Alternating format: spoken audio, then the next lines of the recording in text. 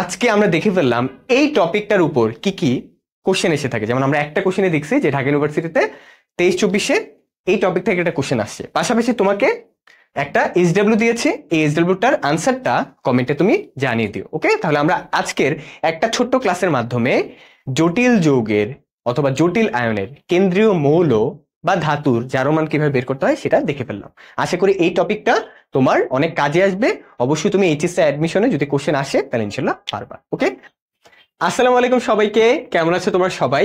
আশা করি তোমরা সবাই অনেক অনেক ভালো আছো এবং সুস্থ আছো। আমি তোমাদের নূর ভাইয়া, সবাইকে ক্যামকাটের নতুন আরো একটি পর্বে স্বাগত। আজকে যে টপিকটা নিয়ে আলোচনা করব, জটিল যৌগে যখন একটা ধাতু দেয়া থাকে ওই ধাতুর জারণ মানটা কিভাবে আমরা নির্ণয় করব সেটা নিয়ে আলোচনা করব। এই টপিকে হয়তো বা অনেকের প্রবলেম হয়, বাট টপিকটা খুবই সিম্পল। আশা করি আজকে ছোট্ট একটি ক্লাসের মাধ্যমে তোমার ব্যাপারটা ক্লিয়ার হয়ে যাবে এবং এখান থেকে কিন্তু কোশ্চেন আসে অ্যাডমিশন এইচএসসি তে, এখান থেকে কোশ্চেন আসে। তো চলো আমরা দেখি। প্রথম এক্সাম্পলটা আমরা একটু দেখি যে এখানে দেখো আমার এখানে একটা জটিল যৌগ দেয়া আছে। তাহলে এখানে ধাতু বেসিক্যালি হচ্ছে কপার। তাহলে এই কপার ধাতুটা বা এই কেন্দ্রীয় মৌলটার আমি জারণ বের করব। ঠিক আছে, এভাবে আসতে পারে জটিল যৌগের কেন্দ্রীয় মৌলের জারণ মান নির্ণয় করো, অথবা জটিল যৌগের মধ্যে যে ধাতুটা আছে ওই ধাতুর জারণ মানটা নির্ণয় করো। এখানে কেন্দ্রীয় মৌল বা ধাতু হচ্ছে কপার, তাহলে কপারের জারণ মানটা নির্ণয় করবো। তাহলে চলো করি, খুব সহজ। দেখো প্রথমত খেয়াল করবে এই অ্যামোনিয়ার দিকে তাকাবা। অ্যামোনিয়ার মধ্যে কোনো চার্জ আছে? চার্জ নাই। এটা কি কোনো যৌগমূলক? না। যেহেতু এটা কোনো যৌগমূলক না, এটার কোনো চার্জ নাই, কারণ এটা একটা আস্ত একটা যৌগ। তাহলে যৌগের টোটাল জারণ মান কত হয়ে থাকে? 0। তাহলে অ্যামোনিয়াটার 0। কয়টা অ্যামোনিয়া আছে? 4টা। তাহলে 0 × 4, তাহলে কত হয়? 0। ওকে, তাহলে এখানে অ্যামোনিয়াটারে বাদ দাও। তাহলে অ্যামোনিয়া বাদ দিলে এখানে থাকে কপার এবং সালফেট, তাই না? তাহলে অ্যামোনিয়াটারে বাদ দিলে এখানে থাকে কপার এবং সালফেট, জারণ মানের হিসাবে বলতেছে। তাহলে কপারের জারণ মানটা বের করতে হবে। তাহলে অ্যামোনিয়া তো বাদ, তাহলে সালফেট। সালফেট একটা যৌগমূলক, এর চার্জ কত বলতো? এর চার্জ হতে -2, চার্জ হচ্ছে -2। এটা যদি -2 হয়, কপার কত হবে বলতো? +2। কপার কত হবে? +2। তাহলে এই পুরা যে জটিল যৌগটা, এখানে কপারের জারণ মান কত আসলো? +2। বুঝতে পারছো? আবারও বলি, তুমি নর্মালি হয়তো বা জানো, দেখো এই পুরা জটিল যৌগে কোথাও চার্জ আছে? চার্জ বলতে বুঝাচ্ছি এই পুরা জটিল যৌগটাতে কোথাও +2, -2, +1, -1 আছে? নাই। তার মানে মনে রাখবা এই পুরা জটিল যৌগের মোট জারণ মান 0। মোট জারণ মানটা কি? 0। ওকে, এখন ধাপে ধাপে আমরা একটা একটা করে জারণ মান বের করব। যেমন আমরা দেখলাম অ্যামোনিয়া একটা যৌগ যার কোনো চার্জ নাই, তার জারণ মান 0। এই যে 0, 4টা আছে, তাই 0 × 4 0, শেষ। এরপরে এটা যেহেতু 0, এটা বাদ, তাহলে থাকে এখন কপার এবং সালফেট। তাহলে এখন কপার এবং সালফেট এই দুইটা মিলায় টোটাল জারণ মানটা কত দাঁড়াবে? 0, তাই না? টোটাল জারণ মানটা কত দাঁড়াবে? 0, কারণ এই পুরা যৌগটারই জারণ মান কত? 0। তাহলে কপার +2, সালফেট -2, তাহলে +2 -2টাকে ব্যালেন্স করে পুরো যৌগের জারণ মানটাকে 0 বানিয়ে দিছে না? তাই কপারের জারণ মান হচ্ছে +2। আর আমরা এমনি জানি সালফেটের জারণ মান হচ্ছে -2। তাহলে অটোমেটিকলি 0 বানানোর জন্য, পুরো যৌগের জারণ মানটা 0 বানানোর জন্য কপার কত হবে? +2 হবে। ওকে, আচ্ছা, এরপরে আমরা উদাহরণটাতে যাই। দেখো এখানেও একটা জটিল যৌগ দেয়া আছে। আগে দেখো এই জটিল যৌগের চারপাশে কোথাও চার্জ আছে কিনা? চার্জ আছে? নাই। তার মানে বুঝবা পুরা জটিল যৌগের মোট জারণ মানটা হচ্ছে 0। ওকে, মোট জারণ মানটা কি? 0। এখন আমরা আস্তে আস্তে বের করি। দেখো এইখানে সায়ানাইড, এটা কি? সায়ানাইডের চার্জ কত হয় বলতো? -1। তাহলে এখানে কত আছে? -1। কয়টা আছে? 6টা। তাহলে -1 × 6, তাহলে কত হইলো? -6। কত হইলো এখানে? -6। লেখো -6, লিখলাম। এরপরে সোডিয়াম তো একটা ধাতু। কোন ধাতু? ক্ষার ধাতু। ক্ষার ধাতুতে জারণ মান কত থেকে? +1। তাহলে লেখো +1। কয়টা আছে? 4টা। তাহলে +1 × 4 কত হবে? +4। আবারও বলি, টোটালটার ভিতরে যেহেতু কোনো চার্জ নাই, তাহলে টোটালটার জারণ মান, টোটাল যৌগের মোট জারণ মানটা হবে 0। আর আমি এখানে জটিল যৌগটার কেন্দ্রীয় মৌল অথবা কেন্দ্রীয় ধাতু যে আয়রন, তার জারণ মানটা বের করতেছি। তাহলে আমি এখানে সায়ানাইডের জারণ মান আগে থেকে জানি -1, 6টার জন্য হবে -1 × 6 -6। সোডিয়ামের জারণ মান আমরা জানি +1, কয়টা আছে? 4টা। তাহলে +1 × 4 +4। তাহলে বলতো পুরো যৌগের জারণ মান যদি আমি 0 বানাইতে চাই, তাহলে আমার আর কত লাগবে? +2। এই যে +2, কারণ +4 এর সাথে +2 যোগ করলে কত হয়? 6। এবং এই 6 থেকে -6 আমি যদি ক্যালকুলেশন করি, বা 6 এর সাথে +6 এর সাথে যদি -6 আমরা যোগ করি, তাহলে কত আসবে? 0। এই যে +6 - 6, এটা ক্যালকুলেশন করলে কত আসবে? 0। তাহলে আমি বুঝতে পারতেছি যে এখানে আয়রনের জারণ মান কত আসতেছে, +2। তাহলে এখানে এই জটিল যৌগে কেন্দ্রীয় মৌল আয়রন, তার জারণ মান কত আসলো, +2। শেষ। বুঝতে পারছি আমরা? আশা করি আমরা এটা বুঝতে পারছি। ওকে, আমরা জাস্ট আশেপাশে জারণ মান গুলো যদি জেনে থাকি তাহলে আমি কেন্দ্রীয় মৌলের জারণ মান অটোমেটিকলি কি করতে পারবো, বের করতে পারবো। ওকে, আচ্ছা পরবর্তী এক্সাম্পলটাতে যাই। দেখো এখানে একটা এক্সাম্পল দেয়া আছে। এখানে কেন্দ্রীয় মৌল বা তোমার হচ্ছে ধাতুটার জারণ মান বের করতে হবে। তাহলে দেখো এখানে হচ্ছে সায়ানাইড আছে, এটা তো আমরা জানি -1, লেখো -1। আর এখানে কোথাও চার্জ আছে, পুরোটাতে নাই, তাহলে টোটালটার জারণ মান কত হবে, 0 হবে। সায়ানাইড -1, কয়টা আছে, 4টা, তাহলে -1 × 4, তাহলে কত হবে, -4। রাইট, এই যে -4 লিখলাম। এরপরে পটাশিয়াম, খাদ ধাতু, জারণ মান কত, +1, কয়টা আছে, 2টা, তাহলে +1 × 2 কত হবে, +2। এইটা +2, এটা -4, টোটালটার জারণ মান, মোট জারণ মান 0। তাহলে এই নিকেলের জারণ মান অটোমেটিক্যালি কত হবে বলো, +2। কেন বলো তো, +2 এর সাথে +2 যোগ করলে হয় 4, 4 এর সাথে -4 যদি ক্যালকুলেশন করে আসবে 0, তাহলে নিকেলেরটা অবশ্যই কত আসবে, +2। তাহলে এখানে নিকেলের জারণ মান কত আসলো, +2। বুঝতে পেরেছো? আশা করি বুঝতে পারছো। তাহলে পটাশিয়াম 2 হচ্ছে +2, পটাশিয়াম 2 মানে দুইটা পটাশিয়াম আছে, একটা পটাশিয়াম +1, দুইটার জন্য +2। আর সায়ানাইড একটার জন্য -1, চারটার জন্য -4। তাহলে পুরাটা যদি 0 বানাইতে চাই তাহলে নিকেল কত লাগবে, +2। তাহলে +2 এর সাথে 2 যোগ করলে 4, আর 4 এর সাথে -4 করলে 0। পরের কোশ্চেনটাতে আসি। এখানে হচ্ছে কেন্দ্রীয় মৌল মানে ধাতু সিলভার, এর জারণ মানটা বের করতে হবে। তাহলে চলো বের করি।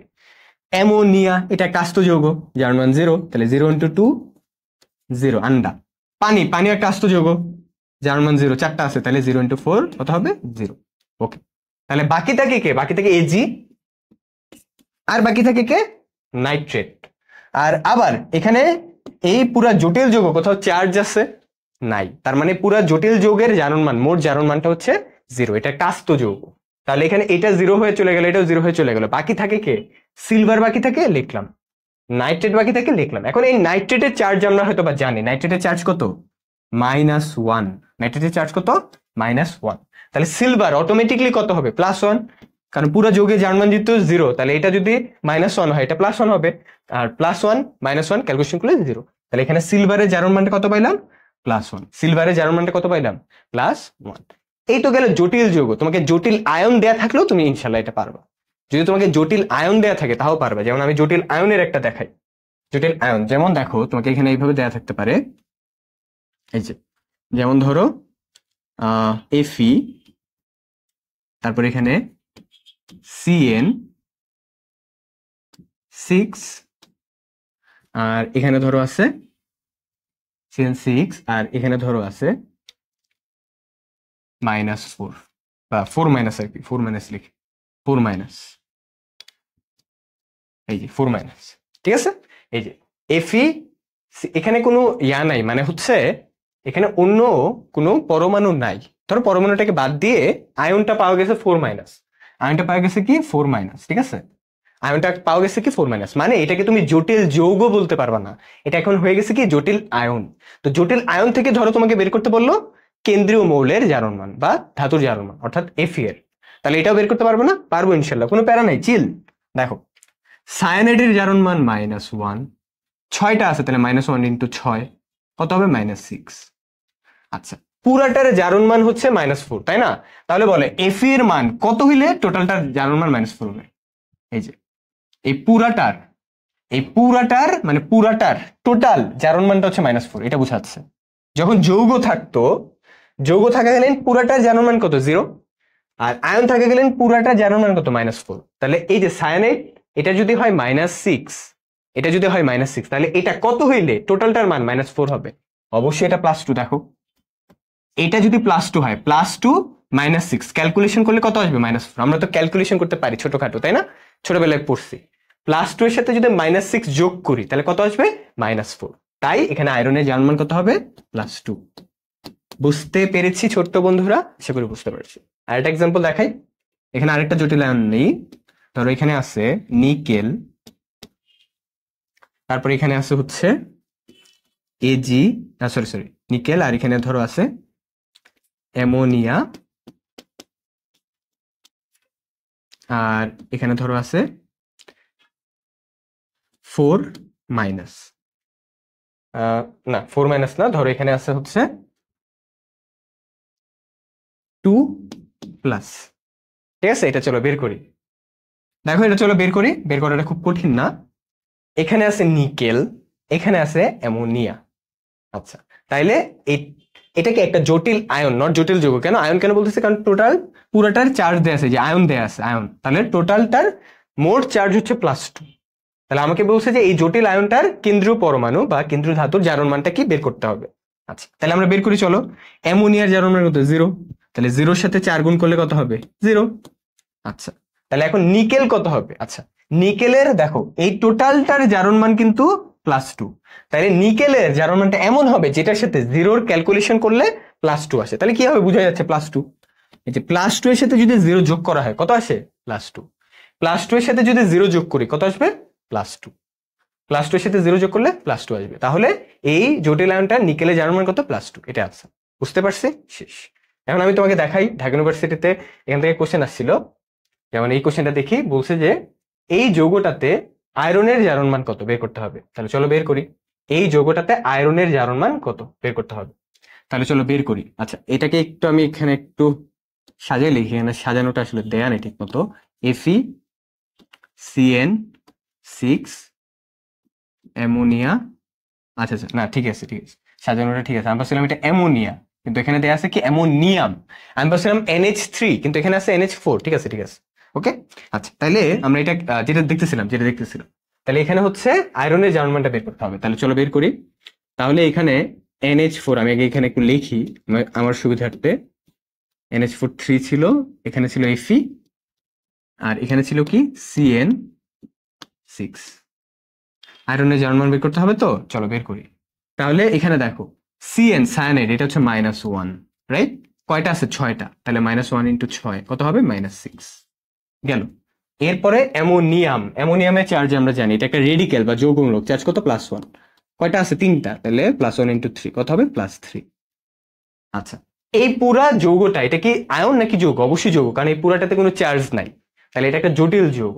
এখানে সায়ানাইডের চার্জ -1, 6টা আছে, তাই -1 × 6 কত হবে? -6। ওকে, -6। আর অ্যামোনিয়াম, এটা চার্জ +1, কয়টা আছে? 3টা। তাহলে +1 × 3 +3। তাহলে আমার পুরোটার টোটাল, যেহেতু যৌগের কোনো চার্জ নাই, তাহলে পুরোটার মোট চার্জ কত হবে? 0 হবে, 0 হবে। তাহলে মোট চার্জ, পুরোটার টোটাল চার্জ যদি 0 হয়, এটা -6, এটা +3, তাহলে আয়রন কত হবে? অটোমেটিকলি +3 হবে, তাই না? দেখো এই যে +3 এর সাথে +3 যোগ করলে হয় +6, এই 6 থেকে -6 বাদ দিলে কত হয়? 0। তাহলে Fe এর জারণ মান কত হবে এখানে? +3। তাহলে আনসার হবে +3। বুঝতে পেরেছি? টোটালটার জারণ মান 0 বানাইতে হবে। সায়ানাইডের 6টার জন্য -6, অ্যামোনিয়াম +1, অ্যামোনিয়াম +1 মানে কি? অ্যামোনিয়ামের জারণ মান +1, তাই 3টার জন্য +1 × 3 +3। তাহলে এই যে 3, আর এখানে ছিল -6, +3 -6, তাহলে আমার 0 বানাইতে হলে কত লাগবে? আরো +3। তাহলে অবশিষ্ট আছে কি? আয়রন, আয়রনেরটাই হবে +3। যে +3 যোগ করলে 6, 6 থেকে 6 বাদ দিলে 0, শেষ। এটা হচ্ছে আমার আনসার। তোমাকে একটা SW দিব, ওইটার আনসার কমেন্টে জানাই দিবা, ওকে? দেখো দিয়ে দিচ্ছি আমি। ওটা হচ্ছে অ্যামোনিয়া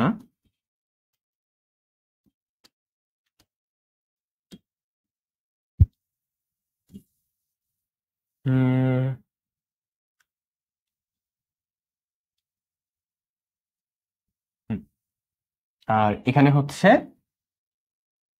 -2, -2 না, এখানে হচ্ছে একটু হিসাব করে নেই। তোমাকে দিচ্ছি, তো এটা SW করবে, ঠিক আছে? এটা SW করে আমাকে কমেন্টে আনসারটা জানিয়ে দিবা, ঠিক আছে? তাহলে এখানে আচ্ছা, এইটা আগে করবা, এটার আনসারটা আমাকে কমেন্টে জানিয়ে দিবা। এটা হচ্ছে জটিল যৌগ দিলাম, আমি তোমাকে একটা জটিল আয়ন দিতে চাচ্ছিলাম আরেকটা। এটার আনসারটা কমেন্টে জানিয়ে দিবা। এটাটা কত আসে এটা জানাবা। এরপর আরেকটা যেটা জানাবা সেটা হচ্ছে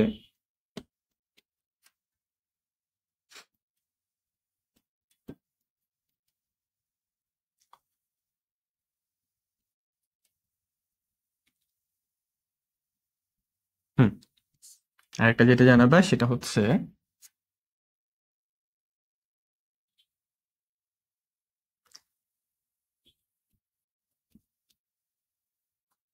হুম না না এখানে হ্যাঁ, তাহলে আরেকটা যেটা আনসার জানিয়ে দিবা সেটা হচ্ছে এই যে এটা এটা একটা জটিল আয়ন, এটা থ্রি মাইনাস মাইনাস থ্রি না লিখে মাইনাস, সরি থ্রি মাইনাস না লিখে মাইনাস থ্রি মাইনাস লিখে দিচ্ছি, থ্রি মাইনাস। ওকে আচ্ছা, তাহলে প্রথমত এইটার আনসারটা তুমি কি করবা, কমেন্টে জানিয়ে দিবা।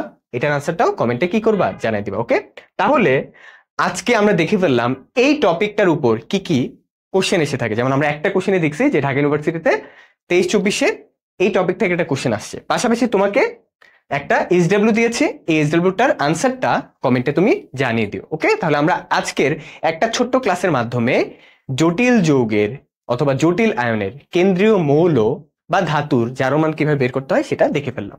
আশা করি এই টপিকটা তোমার অনেক কাজে আসবে। অবশ্যই তুমি এইচএসসি অ্যাডমিশনে যদি কোশ্চেন আসে তাহলে ইনশাল্লাহ পারবা। ওকে, তাহলে এই ছিল আমাদের আজকের ক্যাম্পকার্টের পর্ব। পরবর্তীতে আমরা আরেকটা টপিক নিয়ে হাজির হব। ততক্ষণ পর্যন্ত সবাই ভালো থেকো, সুস্থ থেকো। আল্লাহ হাফিজ সবাইকে। আসসালামু আলাইকুম।